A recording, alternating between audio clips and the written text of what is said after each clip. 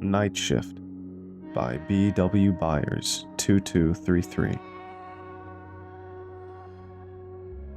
I can't remember the last time I saw the sun. I mean, yeah, sure, I could figure it out by looking at my calendar, but that kind of proves my point. For those of you who don't know, in the northern states it gets dark really early in the winter. If it's cloudy, which it always is in the UP in the winter, it can get dark as early as 4 p.m. This is bad enough if you have a normal 9-to-5 job. It's hellish if you work the night shift. I work a 10-hour night shift, Monday through Saturday, from 7 p.m. to 5:30 a.m. when you factor in the 30-minute food break in the middle. The factory I work for is basically the only place you can work within a 2-hour radius of my cabin, so I don't have much choice.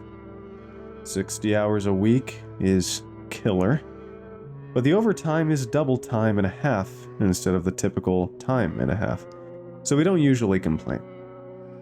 I'm in my mid-20s, unmarried, and no kids, so it's not like anyone is out there missing me. My goal was to save up enough money to move to Marquette so I could finally join the real world. This never happened.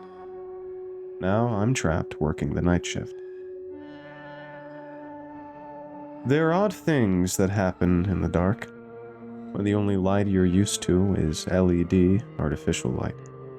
You might start to see things. Not too crazy like UFOs or whatever, but small things. A deer just out of range of your headlights that isn't really there. Human faces in the shadows that are cast on the trees by your porch lights. Your vision may begin to feel monochrome outside in the snow. I was used to all of these. What I see in the dark can't be explained by night shift delirium.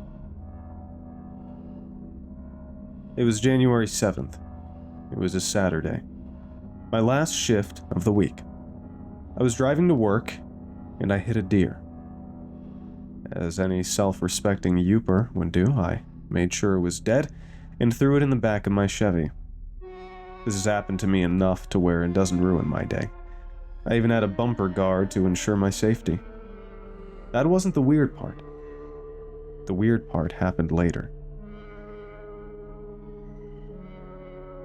After the first 3 hours, it was time for our first 15-minute paid break, and I stepped outside for a quick dart. I went over to check on my deer, and all that was left in the bed of my truck was some fur, a hoof, and a big puddle of blood. I took a drag of my cigarette and thought it was strange. It wasn't impossible that a wolf or a bear dragged it off somewhere, but bears aren't very active in the winter, and wolves tend to steer clear of the factory. My next thought was maybe a cop rolled up and took it. Also a likely situation. The DNR doesn't like undocumented dead deer. The lack of citation under my wiper blade made that scenario unlikely. My train of thought was broken when the ash from my cigarette cascaded into the blood pool. It shook me back to reality, and I realized that I only had a couple minutes to get back to the line. I went back inside and didn't think about it for the rest of my shift. On the drive home, I couldn't help but notice just how overwhelming the dark was. It was cloudy, and it was a new moon.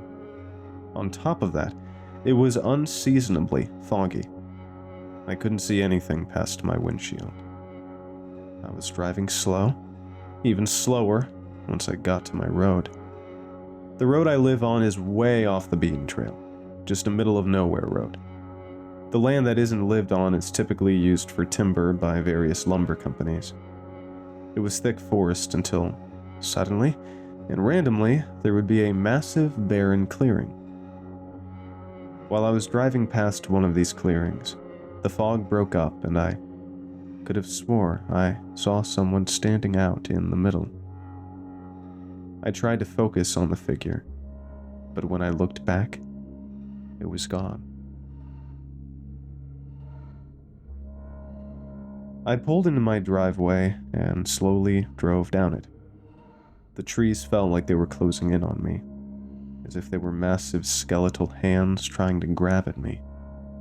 I was beyond exhausted, and I was certain my brain had betrayed me. I just needed my standard 20-hour end-of-week sleep, and I could put this all behind me, right? Wrong. When I pulled up beside my door, I looked by my wood shed and saw a dead deer.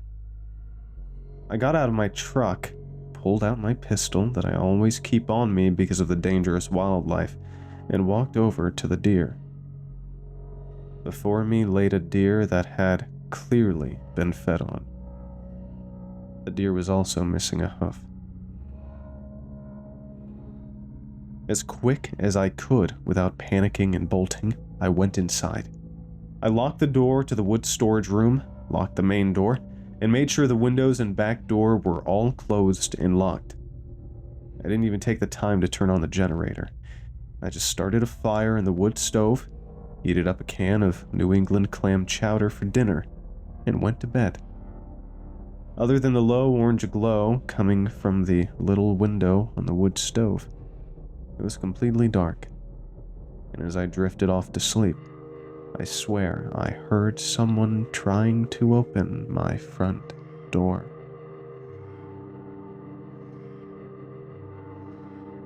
Because of the sleeping pills that I take for sleep, Sunday came and went without a peep. My dreams were haunted with spectral deer and crazed men attacking me. I dreamed that the sun was blotted out and turned to blood. Deer surrounded me and feasted on my flesh. I'm used to having bizarre dreams, but this was new. So specific and so realistic. When I officially woke up, it was 5 p.m. on Sunday evening.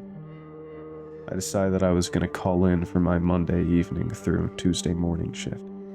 I just was not feeling good. My boss was super understanding, seeing as I've only called in sick 3 times in the 3 years that I've worked there.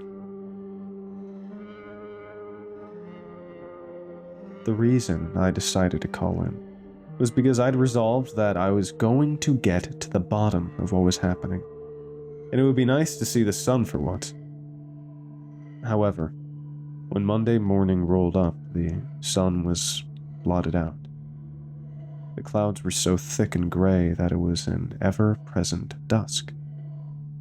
Although my flesh had yet to feel the sun's loving glow, it was nice to see without the help of artificial light for once. The first place I went was the nearest Dollar General to grab the local paper. I was hoping that maybe I'd be able to glean some info from it. I'm not sure what I was expecting to find, but I figured it'd be a good place to start. The weekly newspaper I bought had a bunch of nonsense as usual. One title claimed that a man trapped a werewolf at the nearest mystery spot. Another had a man ranting about a cannibal ring that operates out of fake hospitals. Just your usual small-town conspiracy stuff. The one that caught my eye was about the local asylum. Allegedly, one of their more violent inmates broke out last week. They described him as having long, scraggly salt and pepper hair and a big, unkempt gray beard. The orderly said that he had unusual strength for his stature, that he was prone to biting off and eating people's fingers. The reason he was there is due to the fact that he had murdered and consumed his family back in the 90s.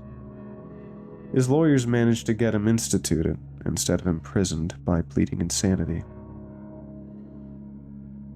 I decided that this information might be relevant, so I tucked that away in my mind. I then decided to go to the library to see if they had any more information about this man. My old friend and neighbor Eric, the librarian, led me straight to the old news that they kept on file. So you heard he escaped, huh? Yeah. I'm just curious. I want to make sure I'm safe, you know? The odds of him surviving this long is unlikely. It's been sub-zero for the past month. Not to mention the fact that he's in his 60s now. I think we're gonna be okay. Maybe. I just want to be sure. The library wasn't much help. His name was scrubbed from the record for some reason. His occupation was also scrubbed. Eric said it's because he was the old sheriff. He said that it was a huge conspiracy by the sheriff's department to keep their public image up. I guess that could be true. It wouldn't be the first time the cops of our town did a major cover-up. Allegedly, this same sheriff was busted for meth and PCP a few different times. But cops got a cop, and they covered it up. These drugs he had weren't normal. They were laced with something called pitch on the streets. It caused violent outbreaks, hysteria, and it turned off your pain receptors to give you perceived increased strength. Assuming these are the same guy, that might answer some of the crazed strength claims. It was getting dark by the time I left, so I figured it was time to head home. The drive would take roughly 40 minutes, and I wanted to get back before it got too dark. On the way home, there was a man walking along the side of the road. He was wearing blue jeans, a red checkered flannel coat, and a gray beanie. As I approached him, he stuck out his thumb for a ride. I slowed down. I had no intention of picking him up, but I didn't want him to jump out in front of me. Then I saw his face. He had a long, unkempt gray beard, and his face was framed in salt and pepper hair. I hit the gas and sped home. When I got there, I locked up, loaded my gun, and went to bed. On Tuesday night, I had to return to work. I didn't want to, but I figured getting back into the swing of things would be good for me. I was only a month or so away from being able to move out. I needed to see this through. I was driving down my long and winding back road when I saw a body laying in the ditch. The person kept bobbing up and down like they were trying to get up. As I got closer, I saw all the blood. I was worried that it was the old sheriff, but they weren't wearing the red coat. I slowed to a crawl and then parked my truck. I pulled out my pistol, ready to shoot if I needed to. I crept up to the scene, and I saw the man. His face and beard was covered in blood, but it wasn't his. He was on all fours, burying his face into the stomach of a dead wolf. The snow under my feet crunched, and he whipped around and roared at me. Ah! He lunged at me, brandishing a buck knife. I let out a scream as I put a few rounds right in his chest. He roared in pain and slumped over. My heart was pounding. My ears were ringing. My blood ran cold with adrenaline. I waited a few minutes before I approached the body. I kept my weapon drawn as I inspected him. I used my boot to roll him over. He was down. As I began searching him for identification, his eyes shot open. He stabbed me in my thigh with his buck knife. I screamed in pain as I backed away. He then got up and began coming towards me. He didn't stand up, however. He was on all fours like an animal. He was grunting and groaning. Blood gurgled from his mouth. In the assault, my gun was flung from my hand and I was helpless. As he loomed over me, I saw his eyes. They were dark. Not brown, but black. I couldn't see any cornea. No iris, just pitch black eyes. Darkness. He pulled his knife from my thigh and cut my pant leg off. He looked at me, smiled, then sunk his teeth into my calf. The pain was unbearable. With each bite, he tore chunks of flesh. I gave up. Like a rabbit caught in a snare, I had resigned myself to death. Tears streamed down my face as I waited for the blood loss to send me into the eternal darkness of death.